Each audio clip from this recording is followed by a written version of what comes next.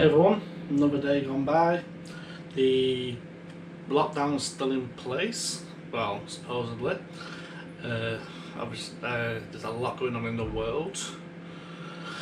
Unfortunate things happening all over the place, but today I'm not in the best place. I'm having a bad day myself. I know, obviously, I'm just one person of many, but I am struggling today. Now, partially it's my fault because I've been reading news and vlogs and stuff like that about people's holidays and lockdown being dragged on and holidays being cancelled, etc.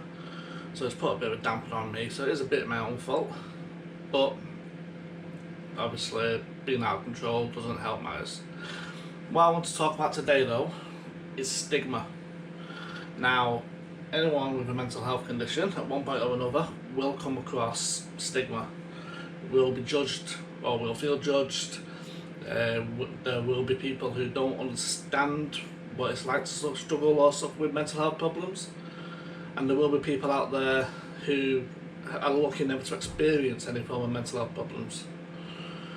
So myself personally, I've experienced stigma since a young child. As a young child, I was raised in not so good family home, not so good community in the middle of Manchester. I was had my troubles throughout. The neighbours, because of the family I came from, the neighbours looked down on us and judged us as children.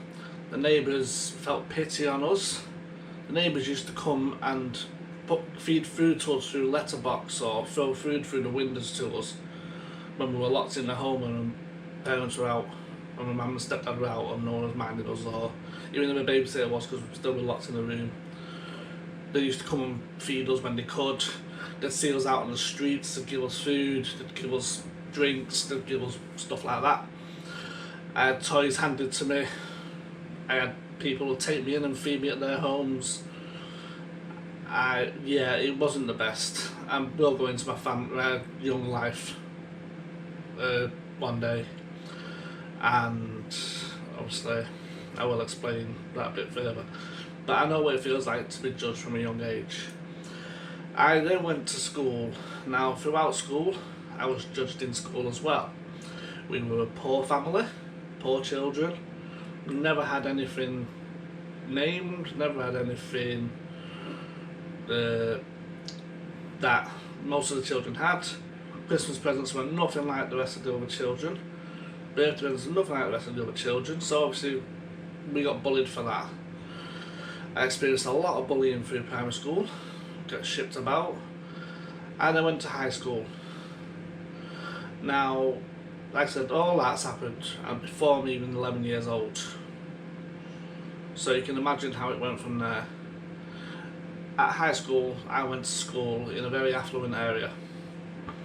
Now, the people that went to this school were all full of money. Parents had money, they had their own homes, they all worked. I'm coming from a council estate at the other end of Manchester. I've got a free Clipper card, for those who remember the Clipper card, for getting on the bus. But I couldn't get on the bus after the first couple of years because I was bullied day in, day out. I received abuse, physical, mental torture in that school day in, day out. I would get battered about hallways, I would have things happen to me. I've been battered and had knives pulled out of me on a bus. I've been thrown out the back of a bus on the top floor. I've had my head smashed off many things while I was a child. But I couldn't tell anybody. I had to keep it in. Because of the troubles that I was going through as well, no one would listen to me. And that's where my problems lied and where my problems started. Throughout my whole childhood in school, throughout my whole high school life, I spent the majority of my time helping the dinner ladies out at the dinner break so I didn't have to go outside.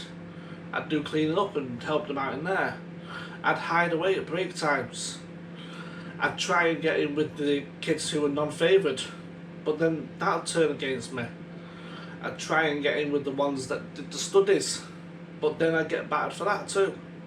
So by the end of the second year, I've got first years bullying me. I lashed out at her first year, when I joined second year. I got suspended for bullying. Go figure. I was getting battered day in, day out. Children even younger than me were bullying me. Even in year 9 and year 7s were at it. And I got suspended for that. That's the type of school it was. My mother never attended, or my mother's stepfather never attended a single thing at my school when I was there. No parents' evening. No meetings or anything like that. The only time she came into that school was when I got suspended that time. And that's because she had to come and get me. If she had got away with it, back to remember rightly, a teacher came and got her. Because she didn't give a shit. And I don't care if it upsets her, this is what's true. She did not give a shit about me as a child or my sister. And unfortunately, this is what it's come to today. But anyway, so yeah, I'm very passionate about that. So, like I said, I will have this one day and I will explain my full story. But like I said, I'm talking about stigma. I was judged throughout my life. I still am. I've been judged throughout my life. I'm doing these videos now to tell everybody that the judgment is going to happen. I'm not going to say it's going to stop, because 100 years from now, the judgment will still happen. Because not everybody knows and understands. And those that do understand, fear. When I left school in '98, I left school, my last year I was very rarely there. I was working at a retail store. I was making money there already. On my 16th birthday, that contract was there ready for me to legally sign. I'd done the college courses to get out. I'd chosen the remedial classes, which included working and college courses, to get out of that school. I could have easily done my exams. I could have easily done them and passed them all. But instead I just went in, scribbled down anything, and buggered off back out, because that was it. I just didn't want to do anything. I didn't want to be there. And no matter how many times I tried to say I didn't want to be there, because I was getting bullied, no one listened to me, so I had to keep stum. I was having my troubles at home. I had the person who was molesting me through all that time as well. I had to keep stum. I couldn't talk about my household. I was told if I talk about my household and what was going on, I would be taken away like my older sisters and never see any of my sisters again. Or never see anyone again. And I would get treated the way they were treated by putting in care homes. So I could not talk about anything. I had to keep quiet. And that is something that I have lived with now for too long. 38 years. I'm 38 years old now, and I have lived with this all my life. So now I'm talking. Now I am getting my voice put out. Now I am being heard. I don't care if I get judged now, because I've had the judgment all my life. Anyone can judge me. They can call me all the names. They can troll me. I don't care. I saw one the other day on a post that I did a couple of years ago, calling me some strange, weird names and complaining because I was talking about Pip and DSA. And I don't like it, but that's because that's not a reflection on me. That's that person. They don't understand, they don't know the truth, or they think they're the big man. And that's the way it is, unfortunately. If I can get a grab of it, and I'll put it into this post, and so I can show you what I mean. I beg your pardon. How very dare you? I've never been so insulted. And I'm expecting a lot more. If I do get what I want to succeed out of this, I'm expecting the trolls, but I don't care. Bring it on is what I say. Because I've been hurt enough. No one can hurt me any more than this.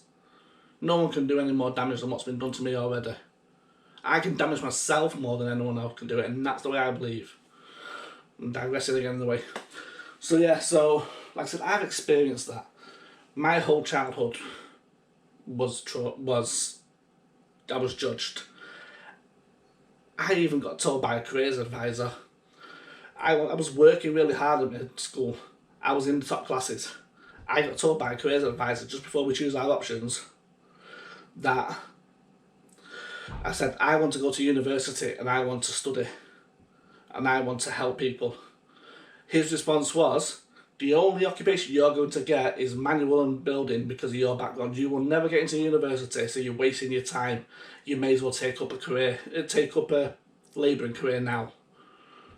And that's what I did. I ignored the arguments from other teachers when I chose my options.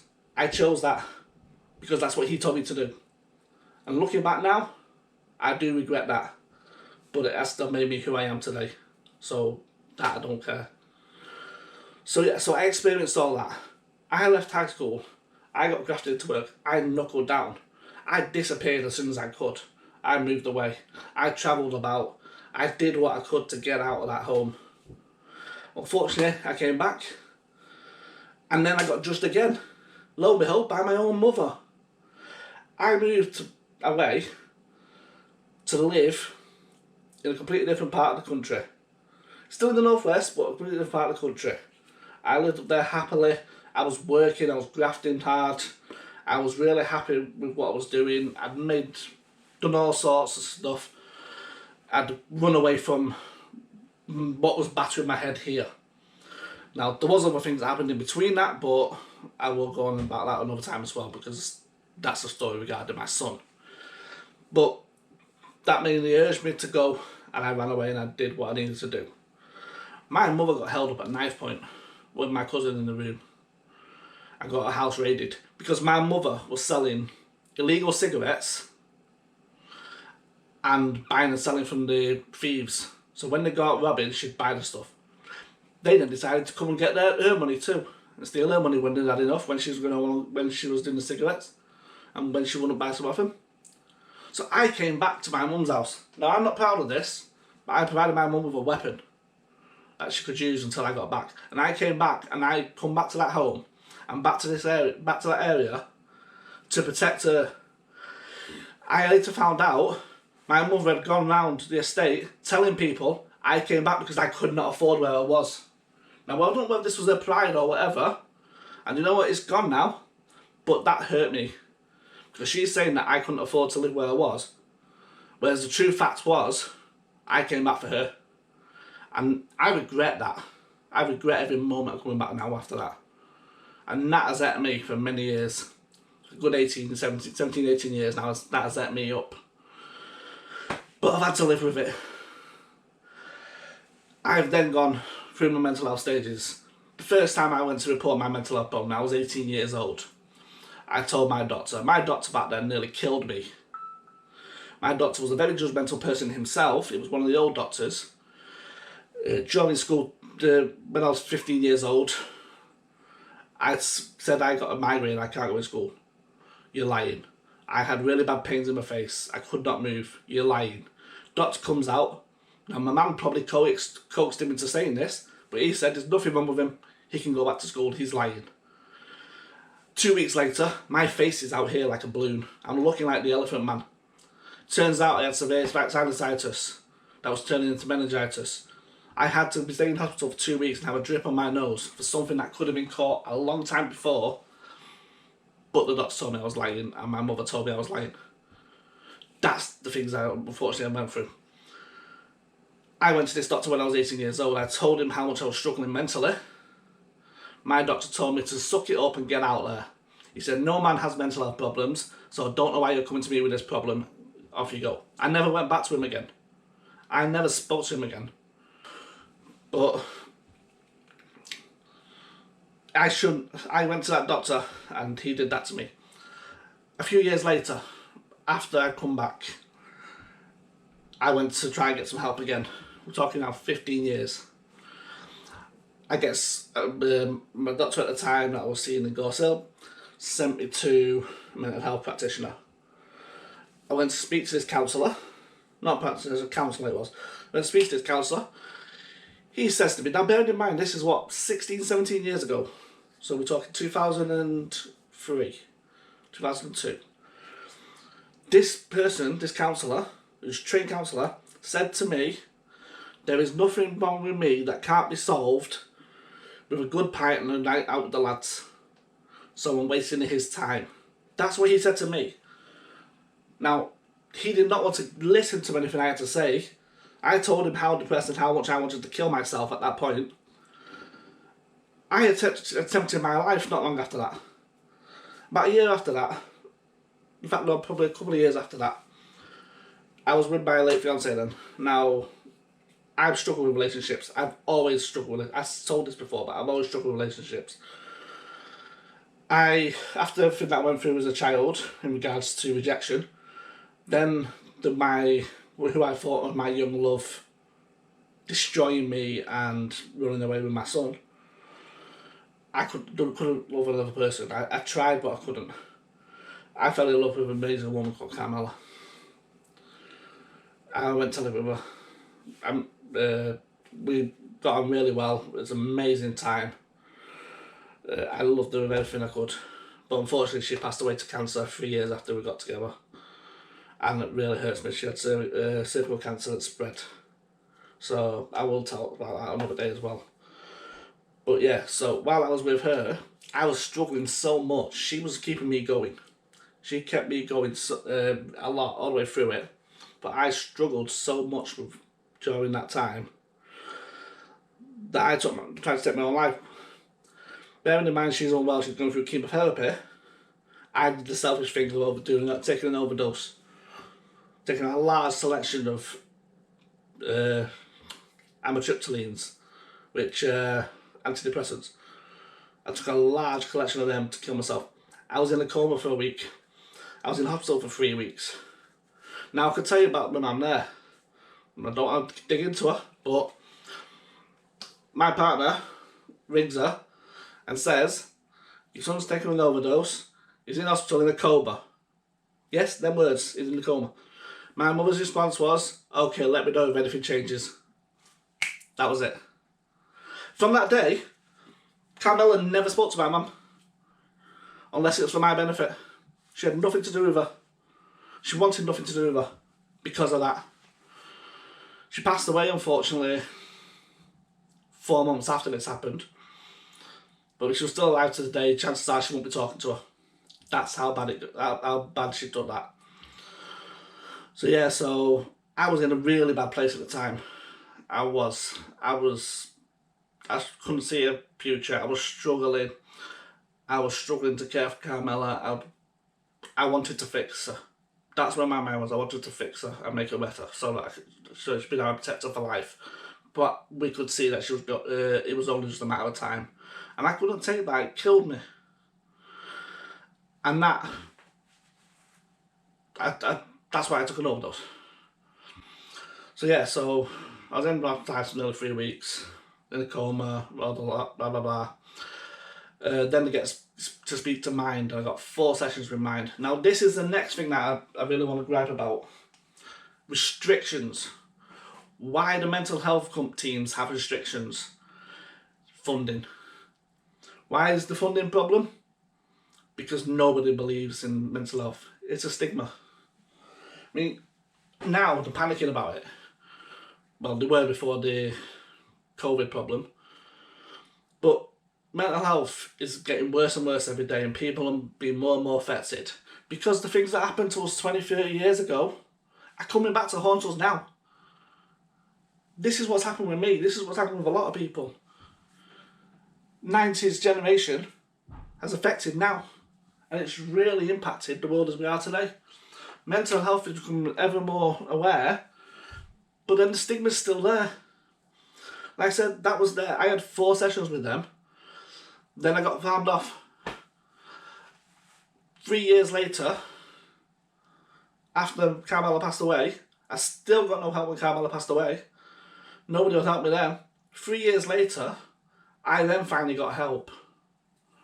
That help I got was in the form of cat therapy. Now, cat therapy was brilliant. I recommend it. Cognitive analytical therapy.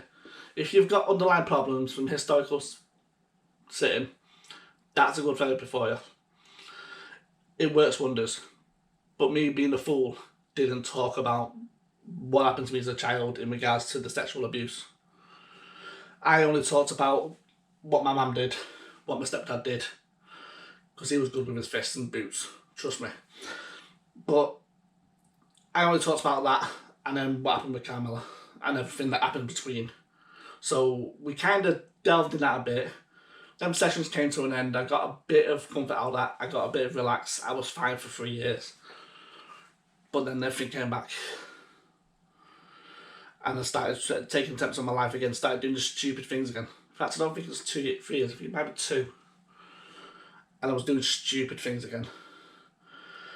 I was driving like a dickhead. I was riding motorbikes up and down wherever I could. Nearly killed myself many times. Jumping off all sorts, doing adventure stuff that I shouldn't be doing. I was struggling. I was on a big drop down. And that was the start of where we are today. Because that was me peaking slow and slow and slow and slow and slow. And I couldn't get the help that I needed. Part of me didn't see it. Others saw it. But then everyone was blind to it. When I'll tell people I think I've got a mental health problem, I'd get judged. People would avoid me. People would cross the road not to talk to me. And this actually happens. It's like now, I had my breakdown in my work. Yeah, I've not kept up with people, but I've had my problems. But no focus kept up with me. Because of that stigma, because of that mental health stigma. Now, it wouldn't surprise me if there's a few of them in that office, if not many of them in that office, that are sat there saying that I'm faking it. Yet I've challenged them to go through what I've gone through and see what they think. Because it is a really hard thing. I know it happens. I know people say that.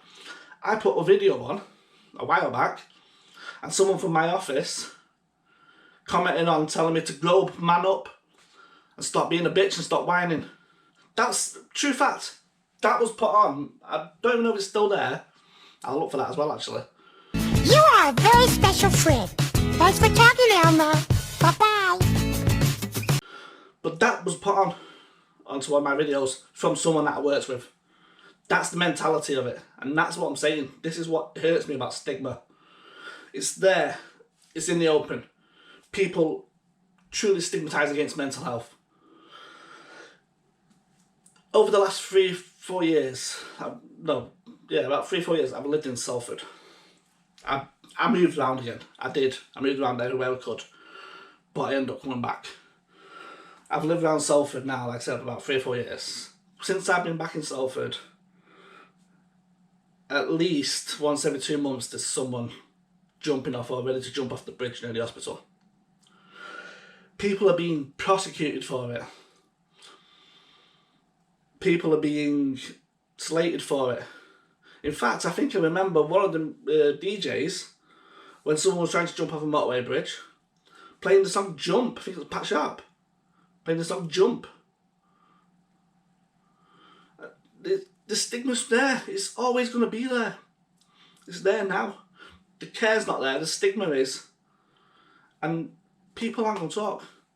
So anyway, there's a reason why I've gone through that short part about my life. There's a lot of it, but I don't have enough time. I'm going to bore you halfway through it probably. So the reason why I'm talking about stigma, I have seen over social media over the past few weeks, many people slating people outside. Anyone who's outside is being slated and being called names because apparently they're putting the world at risk by not social segregating or isolating themselves. Now let me tell you, this is killing me staying inside all this time, staying in my car. I'm still getting in my car and driving. I'm still doing things like that because it will kill me. Otherwise, I would be dead if it weren't for my support network right now. If I didn't have my family and my friends around me, I wouldn't be here. I can guarantee you that because this would have done me in. And it's doing a lot of people in. Those people you can see riding the bike, they need that for their mental sanity. Those that are walking up the street, they need that for their mental sanity. They aren't self-isolating, they are, but they need that sanity walk as well. My sanity is my motorbike or my car. I jump on my bike or car and I'm gone.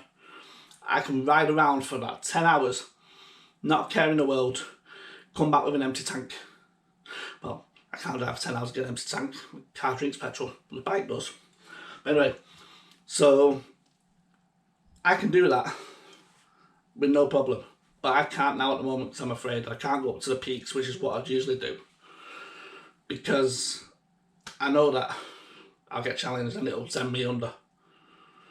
So yeah, so have a bit of respect for those people who are out and about. A lot of them are key workers going about the business, doing the things they need to do. a lot of them are keeping this country going and keeping this country great, keeping the NHS going, keeping people fed. Not everyone has a 2-man family or a 2-1 child. A lot of people have big families. They need shopping more regular than one big bash a day, one big bash a month.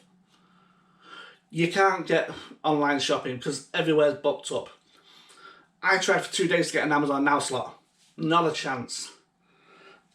I can't get a Tesco, I can't get an Asda. Not even click and collect, because I'd quite happily do that. Because they're being taken up by people who don't need them. Yet I can't get a big shopping, because I can't go into a shopping myself anyway, I send the missus. Then you've got the things that people can't afford to bulk buy. So because they live on the breadline. What about them? They need to go out every week, go to the supermarket and get the stuff. Because they can't afford to bulk buy it. They can't afford to live off what's in the cupboard because they had nothing in the first place. Just have a bit of respect and think about people. There is no need to be judgmental. There is no need to accuse people. No need to put messages on people's cars, pinpoint them, point them out in the street, take pictures of them. Like I said, stigma is such a terrible thing.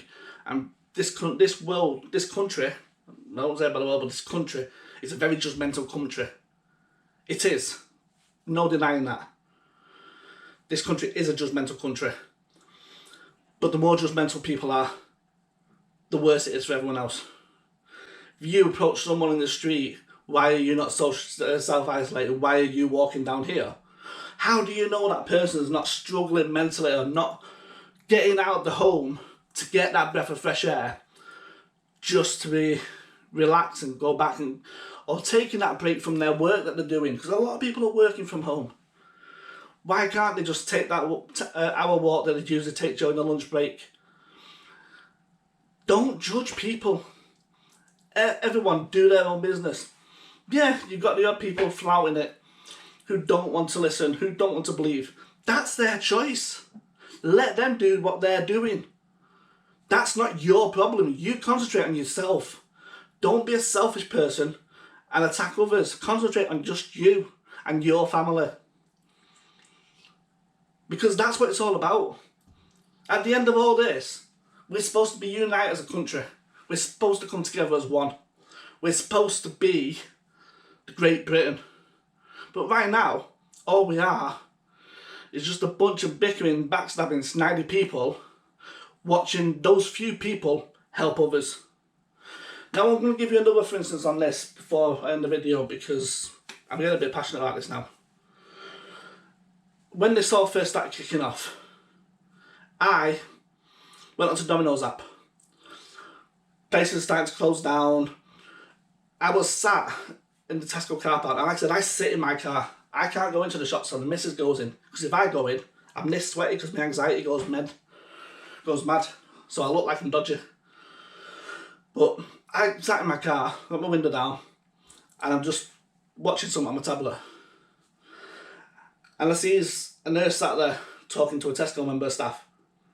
And she's saying how she couldn't get anything to eat that day because everything's sold out. All she wanted was to go home, sit down with a glass of wine after a long week she'd had.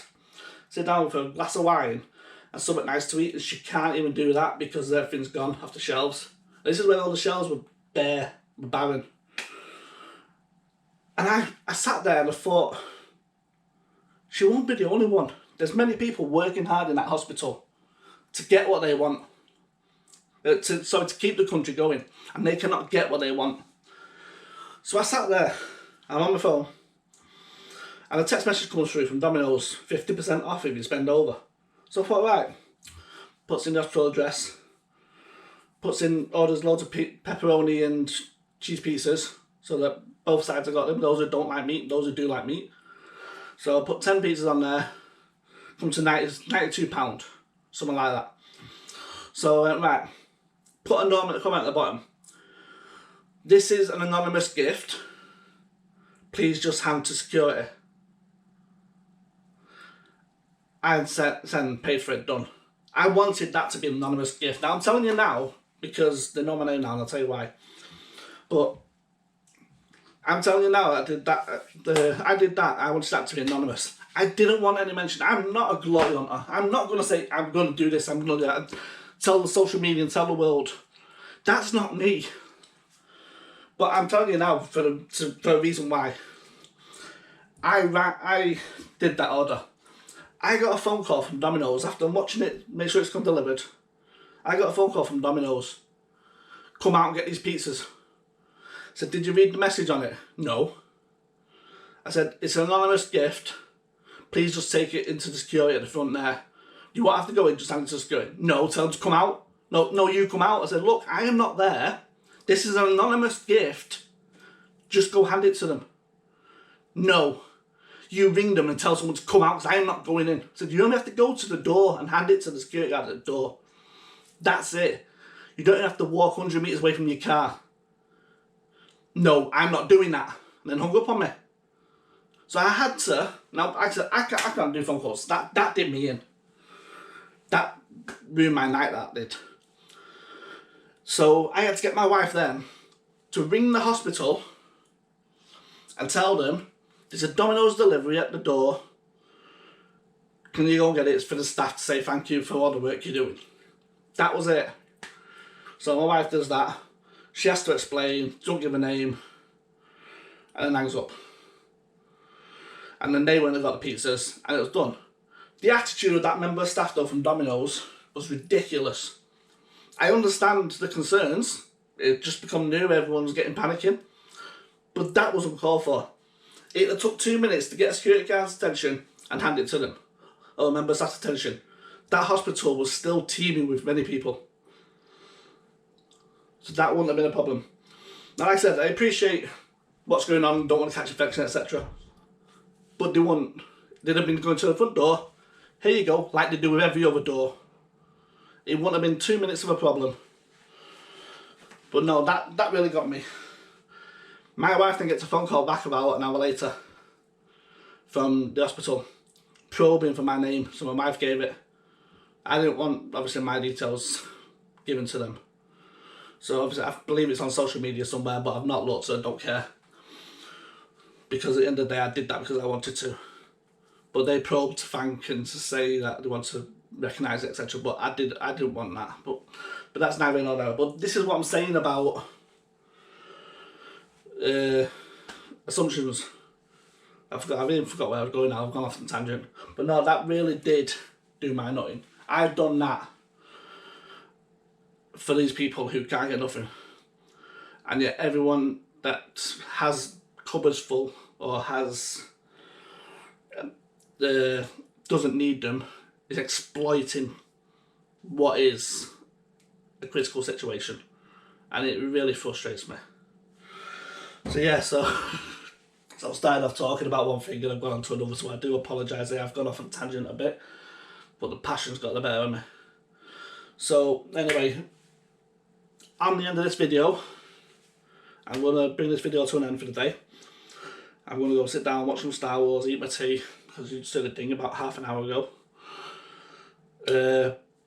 I'm going to put the 1 million claps video on the end of this. I hope nobody minds me putting it on. It's a brilliant charity. It's bringing all the NHS charities together to make money for those NHS workers who are going through this now and in the future, as well as helping those that are currently under care be able to communicate and speak to their loved ones. This is not over. This coronavirus is nowhere near over. Borders are going to start getting relaxed. Airlines are going to start flying again. Theme parks are going to start opening again. This will all be the next few months while everyone's getting them temperature checked as they walk through any door they can. Which is going to be a killer for me and my anxiety. Because look at me now. But anyway, yeah, it'll be interesting at the airport, that's for sure. But that's all going to start happening again. Yet this virus is still going to go on until it's run its course. There's no cure. It won't be here for at least 12 to 18 months because it won't get distributed that quick. It's got to get tested, sampled, confirmed, everything. You can't just go out with a beta system and just say we're going to work it. It won't work. The tests are coming along soon. With this new test centre, the new facilities and the universities putting all of their power into the testing, These tests are going to start hitting soon, and everyone's going to be checked. So once you've all been checked by that, it's going to be a case of who's had it, who's not, and how immune are you. This is all going to happen soon. This virus is going to keep going. People are going to still continue having complications. Because that's what it is. This virus causes complications to existing conditions.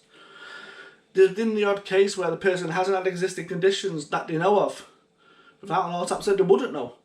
But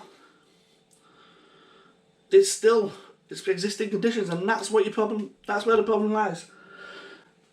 Savour it. Bear in mind that if you've got an existing condition, like I have, because I'm ballooned out, I've got fatty fucking everything. I mean that in a literal sense. Borderline diabetes is a lot. But this virus is going to run its course. It's going to run through. As long as it doesn't keep running every year like influenza, we're going to come out of it, and we're going to have to deal with it. At the end of the day, those superstars that are working to keep this country going, to keep everyone ventilated and keep everyone breathing, and all the NHS staff, all delivery drivers, everyone, the person who delivered my random yodel the other day, they're all keeping this country going. Don't judge them. Bear in mind they are who they are, and they are keeping this country going for a reason. They're going to need the help when this is over. They're going to need to know that we are still there as a country and we are together as one. So think about that. But yeah, the reason why I'm saying this NHS Together charity brings all that together. They provide the mental health for the nurses and the staff. They provide the mental health for the people who have suffered from losses, etc. They provide connections between patients currently in there to let them speak to loved ones and let them speak to people before anything happens or while they're at the worst. They keep the country going because the government can't afford to give them as much money as they should. So please, follow what it says on the video. I'm not going to give the details in my video. I'm going to put theirs on, so let them tell their story. And please follow what they say on there and donate £5. I don't want it. Let them have it, please. So anyway, so I'm going to end it there. So thank you very much if you've listened so far. I know I've rambled on a bit. I know I've gone off a tangent. And I also know that I've got a bit passionate about some things. And I appreciate that not everyone will agree with me. And that's your prerogative, that's your right. Feel free to comment, feel free to share, feel free to like, feel free to subscribe, feel free to do what you want. I've got a Discord that I'm setting up at the moment for people to chat. If anyone needs to chat and wants to chat, I will put the link on there, just join. I've got a Patreon going. Now the Patreon is financial subscription. However, and there's nothing on there at the moment, there's no one there. Like I said, because I'm not going to subscribers. I'm doing this not for financial gain. I'm doing this because I want my story across so people know they're not alone. And let people know that if they need it, we can all come together. Because that's what this aim is about. And that's what this world is about. About working together and being as one. There's no such thing as an individual in life. So yeah, so like I said, come and join me. You got any suggestions for platforms, making websites, etc.? Any suggestions for how I can get my camera set up better? Because currently I'm using a GoPro 7, so any suggestions like that? Any recommendations? Anything you would like to know about or like to see? Please tell me. This is an up-and-coming channel. This is an up-and-coming project. But I am going to put my heart and soul into this project because that is what I do. So thank you very much if you're taking the time to get this far. Hope you stay to watch the video at the end. And I hope you're able to just donate that £5. Thank you very much, and please take care of yourselves. And take care of everyone else that you love.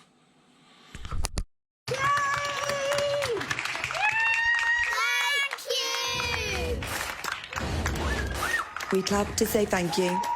Because you're amazing. Because you look after us. And we want to look after you too. Text CLAP followed by your message of support to 70507 to give £5 now. 100% of your donation will support our NHS heroes and will send your message to your local NHS hospital. Let's get 1 million claps for our NHS heroes. Text your clap now